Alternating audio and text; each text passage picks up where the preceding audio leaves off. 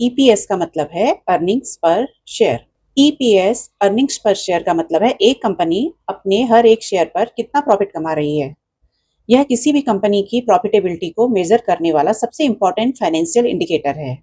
EPS find करने का formula है EPS equal to net profit minus preference dividend divided by total outstanding share. मतलब कि net profit में से अगर हम प्रेफरेंस डिविडेंड को माइनस कर देंगे तो उसके बाद जो वैल्यू आएगी उसको टोटल आउटस्टैंडिंग शेयर से डिवाइड कर देंगे।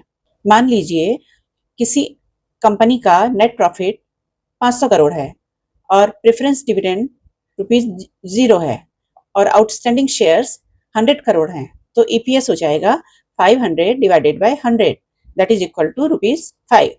इसका मतलब है कि कंपनी ने अपने हर एक शेयर पर 5 रुपए का प्रॉफिट कमाया। ईपीएस इतना इंपॉर्टेंट क्यों है? यह बताता है कि कंपनी हर शेयर पर कितनी अर्निंग्स जनरेट कर रही है। हायर ईपीएस जनरली इंडिकेट करता है कि कंपनी ज्यादा प्रॉफिट अर्न कर रही है। ईपीएस की मदद से आप सेम सेक्टर की कंपनियों की प्रॉफिटेबिलिटी कंपेयर कर सकते हैं। पी रेशियो जैसे फाइनेंशियल रेशियोज भी ईपीएस के बेसिस पर कैलकुलेट किए जाते हैं। अब हम ईपीएस को इंटरप्रेट कैसे करेंगे? अगर किसी कंपनी का ईपीएस इंक्रीज हो रहा है तो उसका मतलब है कि कंपनी की प्रॉफिटेबिलिटी इंप्रूव हो रही है। यह एक पॉजिटिव साइन है। और अगर किसी कंपनी का ईपीएस डिक्रीज हो रहा है तो इसका मतलब है कि कंपनी की अर्निंग्स कमजोर हो रही हैं। यह एक वार्निंग साइन है।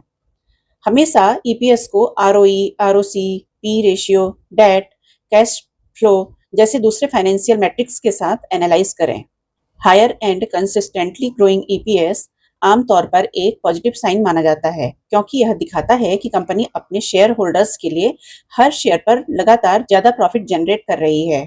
ऐसे ही शेयर मार्केट से जुड़े इंपॉर्टेंट टर्म्स और कंसेप्ट्स को आसान भाषा में समझने के लिए जुड़े रहिए अनिकेत डायरी के साथ।